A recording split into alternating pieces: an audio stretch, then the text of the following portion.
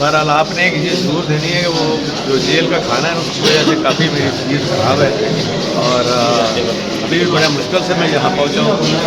ठीक है। टाइम हो कि वो निकलना ही बड़ा मुश्किल था क्योंकि फूड पॉइजनिंग हो जाती है ना उसका खाने की वजह से। हालांकि कोर्ट ने अलाउ किया हुआ तो फिर भी नहीं दे रहे कोई जेल वाले। ठीक है, जो सब पता चला पैगाम रसानी हुई है अडयाला के अंदर, नहीं वहाँ कोई तजावीज़ मांगी गई है पंजाब में पीटीआई की टिकटों के हवाले से। वहाँ तो कोई हो ही नहीं सकता। मेरा आपस में राब्ता जो है ना जी जी। किसी का किसी के साथ हो नहीं सकता। वो जब जज साहब आए हैं तो उन्होंने फिर उनकी वो दीवार भी कराई है। मेरी तो दीवार अभी बनी हुई है। ठीक है, जज साहब ने दीवार करवाई है कि बात करवाई है?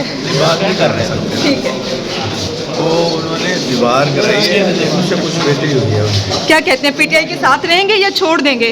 हाँ पीटीआई के साथ रहेंगे या छोड़ देंगे? चलते जाए पीछे भाईजान, चलते जाए पीछे, आपको ये सवाल इसलिए नहीं अच्छा लगता कि चलते जाए अभी चलते जाए। जेल काट रहा हूँ तो हम सब मजबूती के साथ हैं।